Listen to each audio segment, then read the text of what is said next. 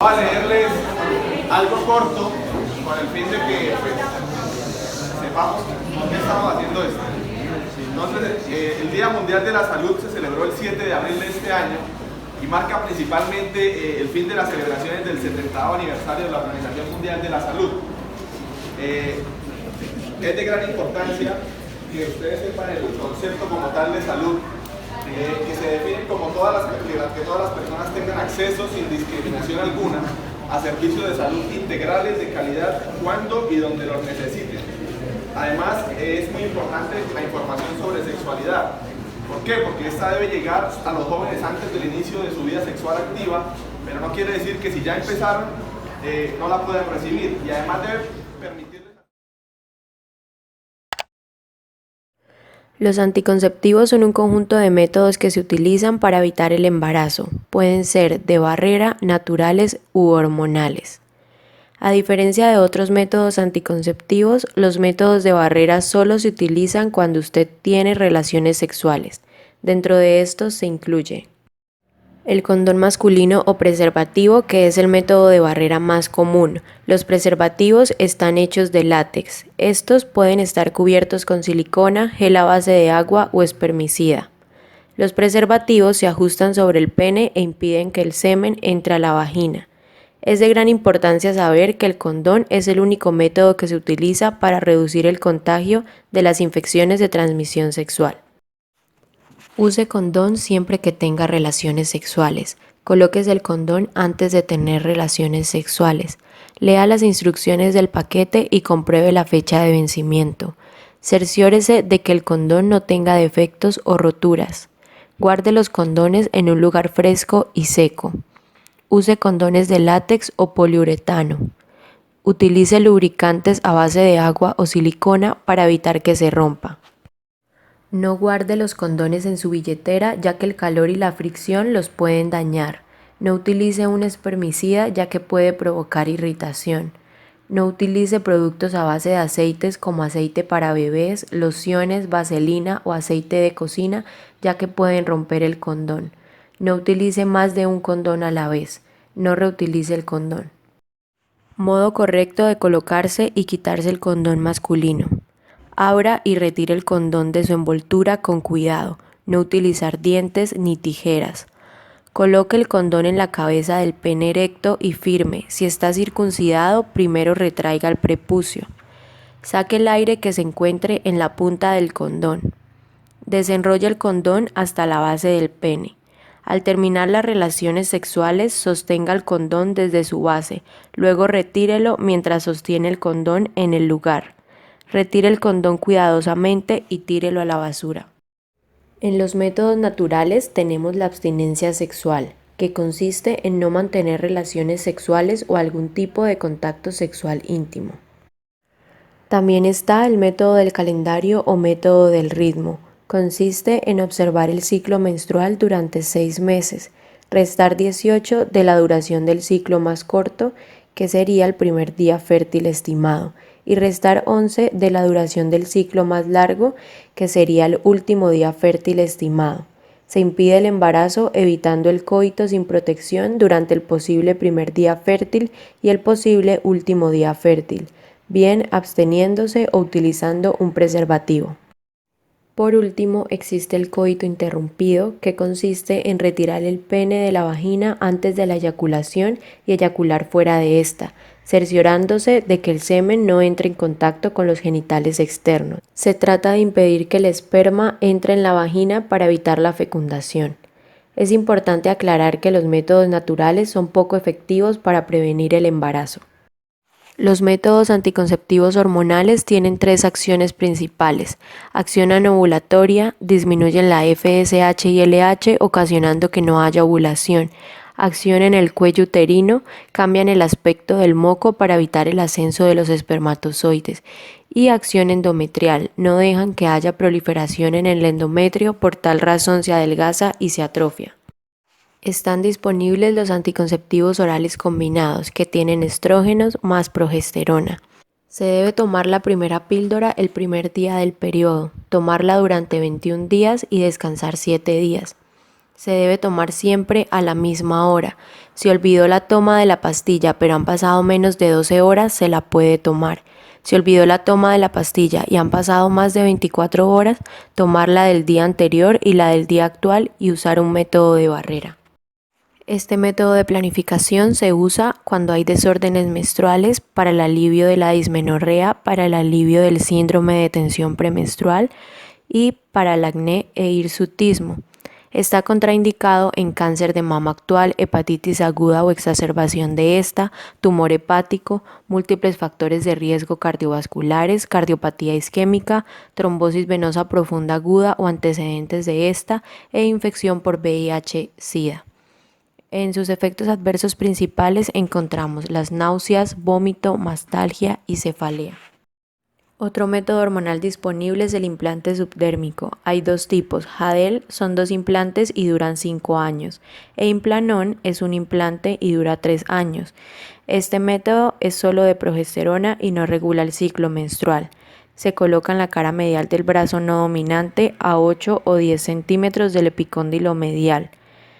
Como contraindicaciones tiene el cáncer de mama actual, tumor hepático, hemorragia vaginal, trombosis venosa profunda, y sus efectos adversos principales son cefalea, cambios en el patrón menstrual y aumento de aproximadamente 2 kilogramos de peso en un año.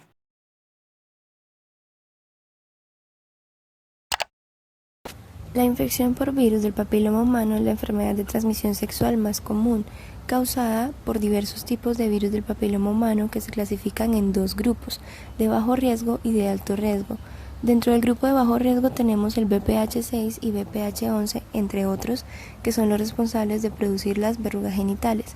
Y dentro del grupo de alto riesgo tenemos el VPH16 y el VPH18, entre otros, que son los responsables de producir el cáncer de cuello uterino, cáncer de vulva, de pene, de vagina, ano, entre otros. La transmisión se da por contacto piel a piel, más frecuentemente por vía sexual.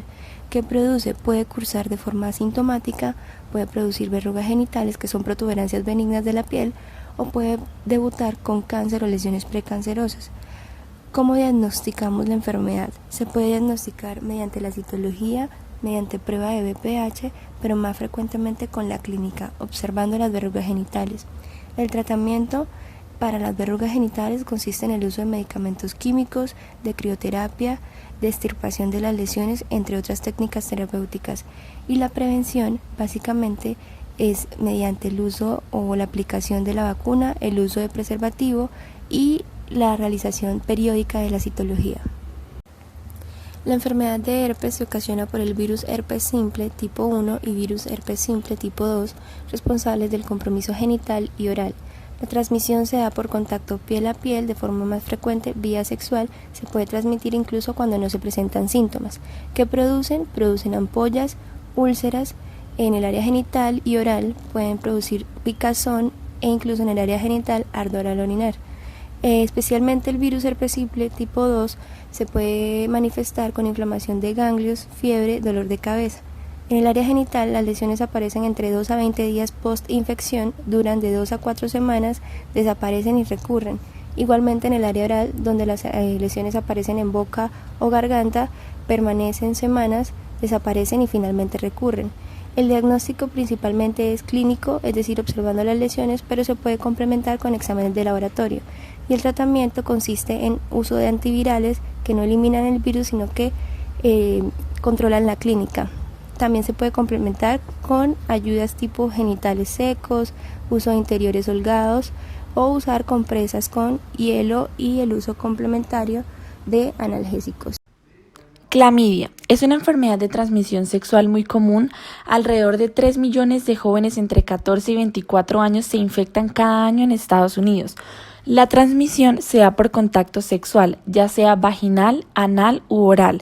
La bacteria se ubica en el esperma, en el semen, e infecta el pene, la vagina, el cuello del útero, el ano, la uretra, ojos y garganta.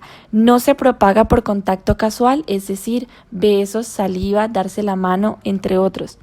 Clínicamente, Clamidia es una enfermedad de transmisión sexual muy común. Alrededor de 3 millones de jóvenes entre 14 y 24 años se infectan cada año en Estados Unidos.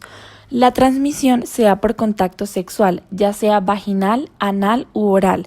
La bacteria se ubica en el esperma, en el semen, e infecta el pene, la vagina, el cuello del útero, el ano, la uretra, ojos y garganta. No se propaga por contacto casual, es decir, besos, saliva, darse la mano, entre otros.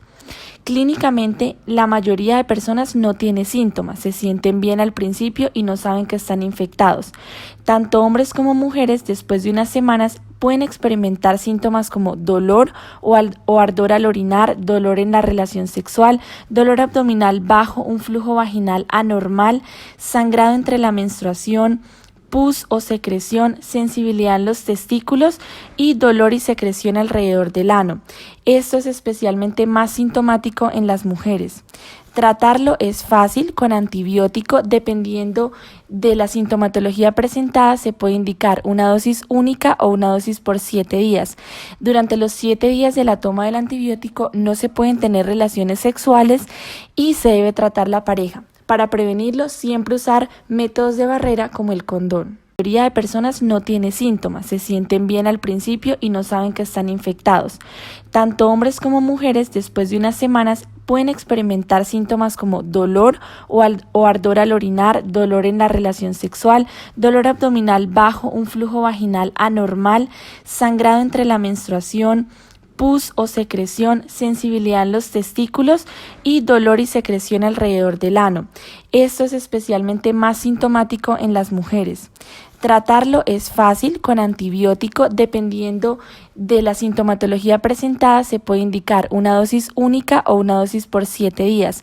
Durante los 7 días de la toma del antibiótico no se pueden tener relaciones sexuales y se debe tratar la pareja. Para prevenirlo, siempre usar métodos de barrera como el condón. Gonorrea. Es una enfermedad de transmisión sexual causada por una bacteria llamada Neisseria gonorrea. Su contagio se da durante la relación sexual vaginal, anal u oral. La bacteria se ubica en el semen, líquido preeyaculado y secreciones vaginales. Incluso si una persona se ensucia las manos con alguno de estos fluidos contaminados y se toca los ojos, estos pueden llegar a infectarse. Al principio no se produce ningún síntoma, pero una semana después se puede presentar un flujo amarillento, blanco o verdoso, tanto en hombres como en mujeres, pero principalmente en los hombres, y se puede acompañar de dolor o ardor al orinar. Para tratarlo se utilizan antibióticos que pueden ser inyectables o con píldoras. Ambos deben tratarse, tanto hombre como mujer. Si esto no se trata, puede generar infertilidad o enfermedad pélvica inflamatoria en las mujeres. La prevención es muy importante con métodos de barrera como el condón. El VIH o virus de la inmunodeficiencia humana es la causante del síndrome de inmunodeficiencia humana o SIDA. El VIH es una de las enfermedades de transmisión sexual más común, así que el único método para prevenirla es el uso del condón.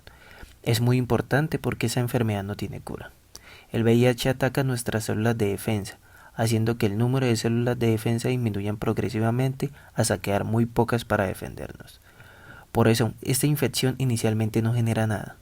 A veces al principio algo parecido a una gripe, pero años después las defensas están tan bajas que no tenemos con qué defendernos de las infecciones y nuestra vida puede peligrar con cualquier enfermedad común. Para saber si una persona tiene VIH, la única opción es hacerse la prueba. Se hace por medio de una toma de sangre. El VIH tiene tratamiento, se llaman antirretrovirales, y se tienen que tomar durante toda la vida luego de la infección. Ese tratamiento es muy bueno, las personas que lo usan tienen una vida normal y sin complicaciones. La sífilis es una enfermedad causada por una bacteria, llamada Treponema pallidum, que se contagia por vía sexual. Y es una enfermedad grave, pero tiene cura. La sífilis tiene varias fases. Al principio genera una lesión en el lugar del contagio, con bordes delimitados, de fondo sucio y que no duele. Comúnmente en mujeres no se detecta porque la lesión es interna, y en hombres porque la lesión es inferior. La segunda fase, la bacteria ya está en todo el cuerpo generando manchas en la piel. Y luego en la tercera fase, ya la bacteria ataca los órganos generando riesgo para la vida. Esta enfermedad se detecta por la clínica o síntomas y por las pruebas que se le pueden hacer a las personas por medio de la toma de sangre venosa. El tratamiento de esta enfermedad es antibiótico y responde muy bien.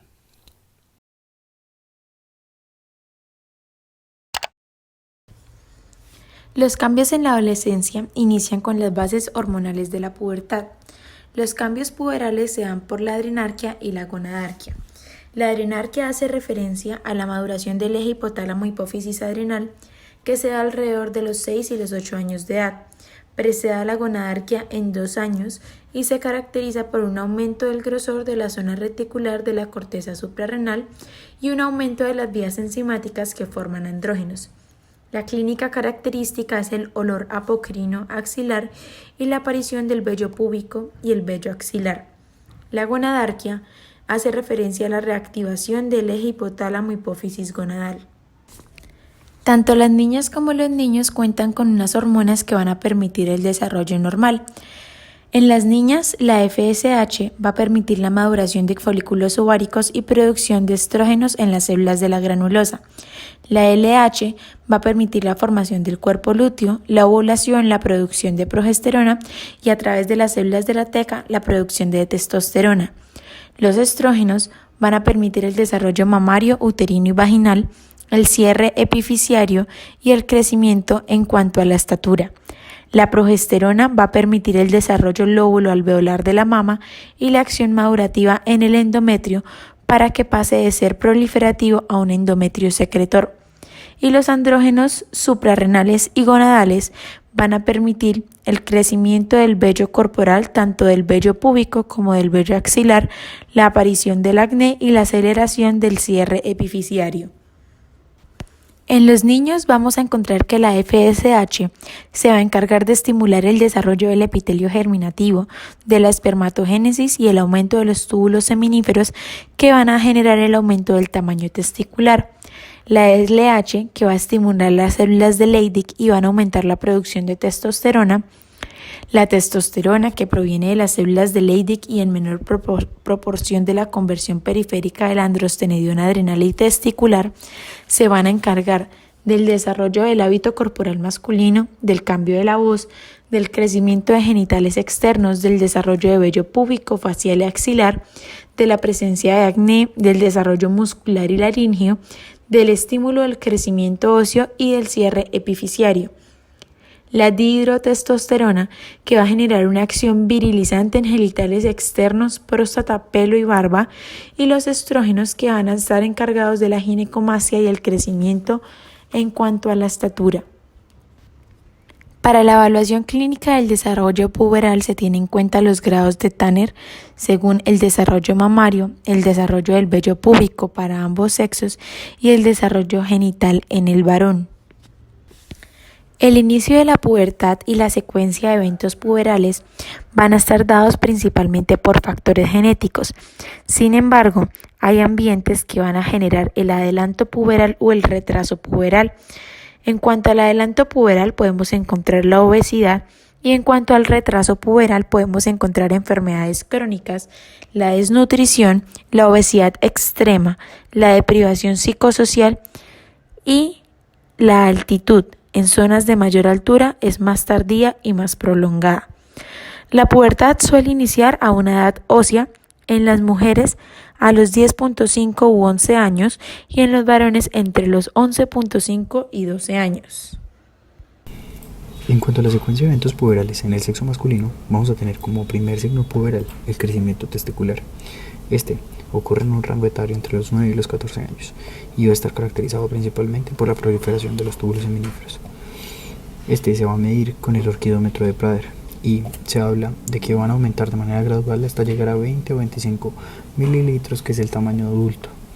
El desarrollo de los testículos debe ser simétrico y se dice que el desarrollo del pene y los testículos completo se da al cabo de 3.5 años.